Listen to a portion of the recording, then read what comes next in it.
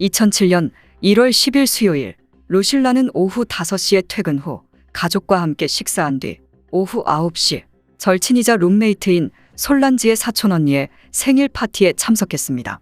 솔란지는 사촌언니의 생일을 축하하러 오겠다고 약속했으나 그러나 무슨 일인지 그녀는 오후 10시 30분까지 나타나지 않았습니다. 루실라는 이날 낮 동안 솔란지와 연락되지 않았고 사촌언니 생일 파티에도 모습을 드러내지 않자 걱정하기 시작했습니다. 결국 루실라는 오후 10시 45분 솔란지의 남자친구인 산티아고에게 연락하게 됩니다. 이 소식을 접한 산티아고는 즉시 여자친구인 솔란지의 집으로 향했죠.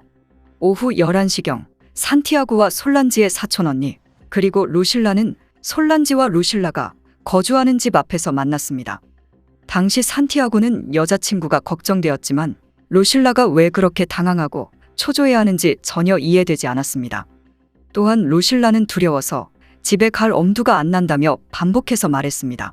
루실라와 솔란지가 거주하는 집은 아르헨티나의 수도인 부에노스아이레스 인근에 위치하고 있습니다. 집은 복층이며 아래층은 거실과 주방 욕실이 있고 위층은 침실로 사용합니다. 두 사람은 침대 2개로 같은 방에서 생활하고 있었죠. 루실라가 열쇠로 문을 열자마자 세 사람은 위층 침실에서 알람 시계가 울리는 소리를 듣게 됩니다. 루실라는 집에 들어간 후 위층 침실로 올라가길 꺼려했고 솔란지의 사촌언니와 함께 아래층에 남아 있었습니다. 산티아고는 여자친구를 찾아보기 위해 즉시 2층 침실로 혼자 올라갔습니다. 그곳에서 솔란지는 반팔과 반바지 차림으로 침대 옆바닥에 엎드려 있었습니다. 솔란지의 등에는 커다란 혈흔이 남아 있었고 침대 옆도 혈흔으로 흠뻑 젖어 있었습니다.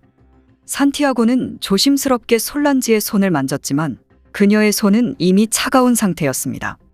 산티아고는 여자친구가 세상을 떠났다고 생각해 아래층을 향해 솔란지가 죽은 것 같다고 소리쳤습니다.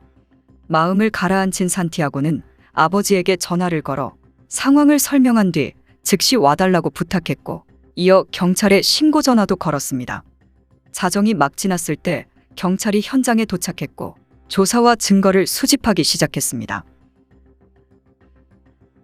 현관문과 창문은 손상되지 않았고 누군가 강제로 침입한 흔적은 남아있지 않았습니다.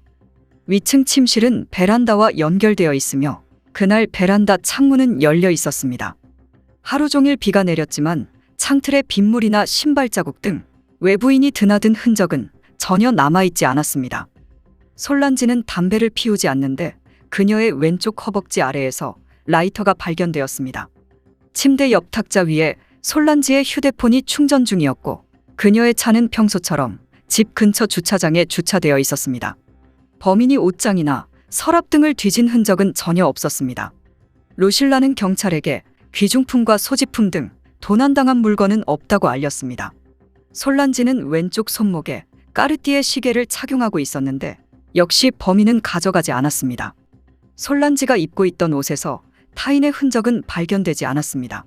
사망 원인은 출혈성 쇼크였으며 출혈량은 약 1리터로 추정됩니다. 목 앞쪽에는 4개의 자상이 남아 있었고 동시에 교살의 흔적도 남아 있었습니다. 일부 법의학자들은 자상의 각도와 깊이 등을 통해 범인이 왼손잡이일 가능성을 시사했지만 오른손잡이가 범행을 저질렀을 가능성도 배제할 수 없다고 밝혔습니다.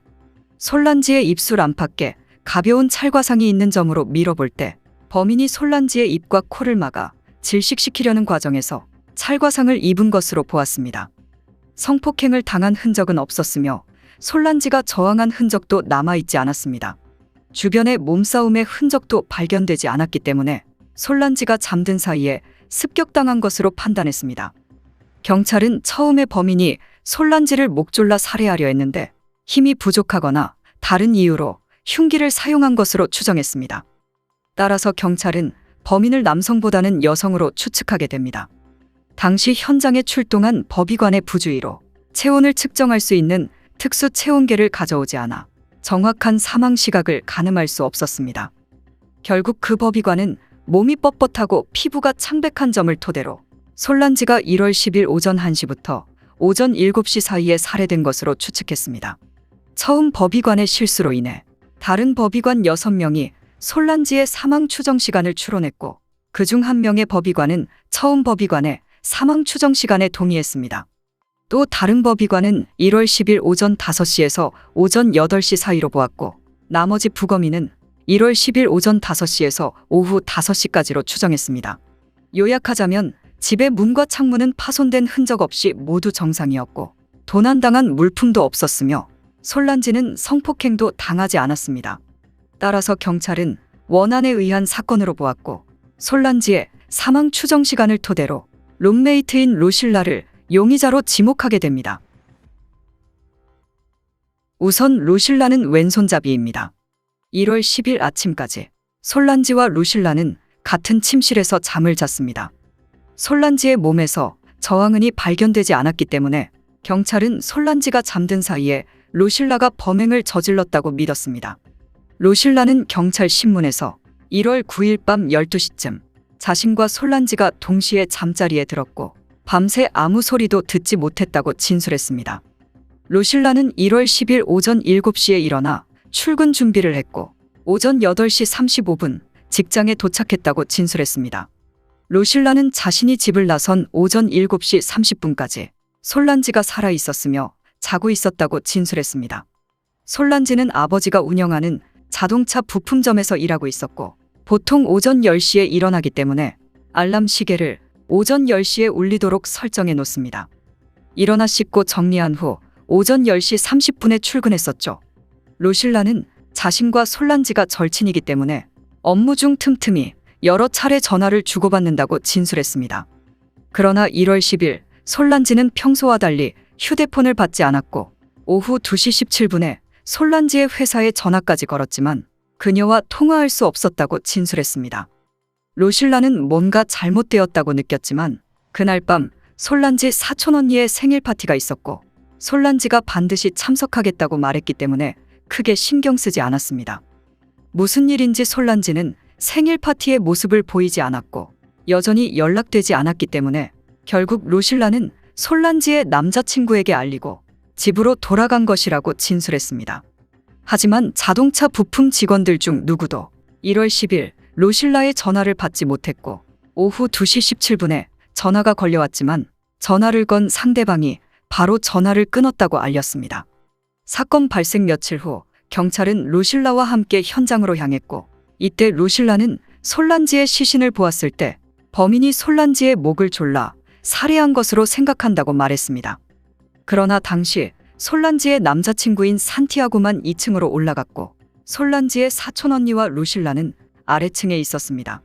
산티아고와 사촌언니의 증언에 따르면 루실라는 위층으로 올라가 솔란지의 시신을 본 적 없습니다.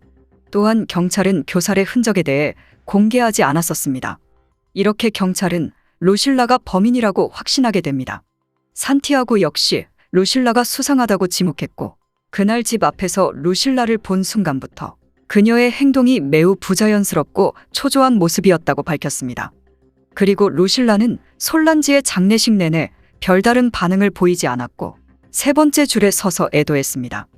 보통 가족과 친구들은 첫 번째 줄에 서 있습니다. 사촌언니 역시 아래층에서 루실라와 함께 있었고 그녀가 솔란지의 시신을 볼 수 없었다고 진술했습니다.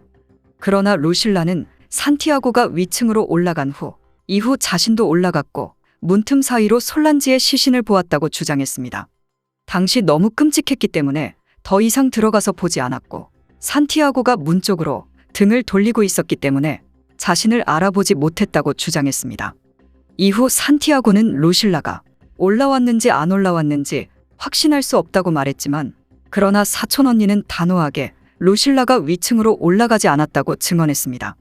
경찰은 솔란지의 이메일을 살펴보았는데 루실라가 1월 11일 오전부터 13일 오전까지 자신의 어머니 IP 주소로 솔란지의 이메일에 여러 차례 로그인한 사실을 알아냈습니다. 루실라는 솔란지의 비밀번호를 알고 있었던 것입니다. 루실라는 솔란지의 이메일로 솔란지의 친구들에게 솔란지가 살해된 사실을 알렸는데 여기에 대해서 루실라는 절친인 솔란지의 죽음을 알릴 의무가 있었다고 증언했습니다. 그러나 경찰의 입장에서 루실라가 굳이 솔란지의 이메일로 솔란지의 소식을 알릴 필요가 없다고 판단했고 또한 초안이 삭제되어 있었는데 아마도 루실라가 범죄를 저지른 동기를 기록했을 것이라고 추정했습니다. 루실라와 솔란지는 중학교 동창이며 오랫동안 절친으로 지냈습니다. 두 사람은 동일한 관심사와 취미를 가지고 있었기 때문에 쉽게 절친이 될 수 있었죠. 솔란지의 아버지는 사업을 하고 있어 그녀의 가족은 부유했지만 루실라의 집안은 매우 평범한 집안이었습니다. 두 사람은 대학에 진학한 후 서로 다른 전공을 공부하며 미래에 대한 계획을 세우기 시작했습니다. 솔란지는 평일에 아버지 자동차 부품 매장에서 사무직으로 근무했고 연극을 좋아했던 그녀는 여가 시간에 연극단에 들어가 연기력을 갈고 닦았습니다. 루실라는 예술 디자인학과를 전공했고 최근 한 스튜디오에서 인턴으로 근무하고 있었습니다. 2005년 10월 31일 두 사람은 사건이 발생한 집으로 이사했는데 그 집은 솔란지 아버지의 도움으로 이사한 집이었습니다. 하지만 두 사람이 동거를 시작하면서부터 균열이 생기기 시작합니다. 솔란지는 청결하고 깔끔한 것을 좋아하며 항상 제 시간에 청소하고 물건도 정리하는 성격입니다. 반대로 루실라는 쓰레기도 거의 버리지 않을 정도로 게으른 성격이었죠. 또한 루실라는 솔란지의 허락도 없이 그녀의 옷과 개인 소지품을 자주 사용하기도 했습니다. 가끔 솔란지가 집에 없을 때 자신의 친구들을 초대해 솔란지의 침대에서 자게 하기도 했습니다. 이러한 일들로 루실라는 솔란지에게 자주 사과해야 했고 솔란지는 루실라에게 주의를 준 적이 한두 번이 아니었습니다. 하지만 루실라는 변하지 않았고 결국 솔란지는 2006년 9월부터 부모님에게 몇 달 뒤 임대 계약이 만료되면 혼자 살 집을 찾을 것이라고 말했습니다. 그리고 루실라의 남자친구인 파블로는 사건 3주 전에 갑자기 솔란지에게 애정을 드러냈습니다. 루실라가 집에 들어왔을 때 우연히 자신의 남자친구와 솔란지가 키스하는 장면을 목격하고 말았습니다. 루실라는 남자친구인 파블로와 격렬하게 다툰 후 헤어졌고 이후 루실라는 파블로에게 협박 이메일을 여러 차례 보냈습니다. 따라서 경찰은 오랫동안 갈등과 질투로 루실라가 솔란지를 살해한 것으로 추정했습니다. 여기에 대해 루실라는 솔란지가 가장 친한 친구였으며 그녀가 혼자 살고 싶다는 말을 들어본 적 없었다고 주장했습니다. 루실라는 솔란지와 동거하는 내내 행복했었다고 거듭 강조했습니다. 파블로의 사건으로 인해 솔란지에게 원한을 품기도 했었지만 그러나 솔란지가 파블로와 강제로 키스했다며 자초지종을 자세히 설명해 화해했었다고 주장했습니다. 하지만 경찰은 동거 갈등과 남자 문제 외에도 두 가족의 배경 차이의 불균형도 루실라가 솔란지를 질투했었다고 믿었습니다. 루실라는 평소 열심히 일했지만 솔란지와 같은 풍요로운 삶을 살 수 없었습니다. 솔란지는 금수저였기 때문에 먹을 것 입을 것에 대해 전혀 걱정이 없었지만 루실라는 자신의 노력에도 불구하고 솔란지와 비슷한 삶을 살 수 없어 질투했다는 게 경찰의 추측입니다. 루실라는 경찰의 추측을 전면 부인하며 자신이 용의자로 생각되는 사람들을 나열하기 시작했습니다. 사건 당시 옆집은 리모델링 공사가 진행 중이었는데 작업자들이 공사를 용이하게 하기 위해 솔란지의 집 베란다를 사용하기를 원했습니다. 솔란지는 작업자 중 한 명과 잠시 대화를 나눴고 전화번호를 교환했습니다. 그 작업자는 솔란지에게 데이트를 하자고 제안했지만 솔란지는 단호하게 거절했습니다. 사건 며칠 전 솔란지는 루실라에게 퇴근 후 집에 돌아오는 길에 작업자가 따라오는 것을 목격했었다고 말했고 그때 솔란지가 매우 두려워했었다고 진술했습니다. 1월 10일도 옆집에서 작업자들이 공사를 이어가고 있었고 그들 중 누군가 베란다를 통해 들어와 솔란지를 살해했다는 것입니다. 그러나 베란다와 창문 등에서 작업자들의 족적이나 지문, DNA 등 어떠한 증거도 발견되지 않았습니다. 솔란지는 1월 8일 오후 저녁 식사를 위해 남자친구인 산티아고 집으로 향했습니다. 산티아고 집에서 솔란지는 부엌 찬장을 뒤지는 바람에 가정부인 에스더와 심하게 다투고 말았습니다. 이때 가정부는 솔란지에게 독서를 퍼부었고 솔란지는 가정부의 이러한 행동을 남자친구에게 불평했지만 산티아고는 확고한 태도를 취하지 않았었습니다. 집으로 돌아온 솔란지는 가정부와의 다툼을 루실라에게 하소연했습니다. 따라서 가정부인 에스더가 의심스럽다는 것이었죠. 조사 결과 에스더에게는 명확한 알리바이가 있었고 솔란지의 집 주소조차 몰랐기 때문에 이번 사건과 무관한 것으로 판단했습니다. 에스더에 이어 로실라는 새로운 용의자를 추가했는데 그는 솔란지의 극단 동료인 케빈이라는 남성이었습니다. 로실라는 케빈이 솔란지를 좋아하고 있었고 솔란지는 케빈을 명확하게 거절하지 않은 채 애매한 관계를 유지하고 있었다고 말했습니다. 로실라는 케빈이 솔란지의 장례식에 참석하지 않았는데 아마도 그가 범인이기 때문에 두려워서 참석하지 않은 것 같다고 주장했습니다. 케빈은 경찰에 솔란지와 단지 동료였을 뿐이라고 주장했고 무엇보다 그에게도 명확한 알리바이가 있었습니다. 경찰은 로실라에게 대인관계를 심층적으로 분석할 수 있는 테스트를 진행하려 했습니다. 경찰은 이 검사를 통해 로실라와 솔란지의 우정과 갈등을 풀어낼 것으로 기대했었죠. 그러나 이 테스트는 강제성이 없었고 로실라는 단호하게 거절했습니다.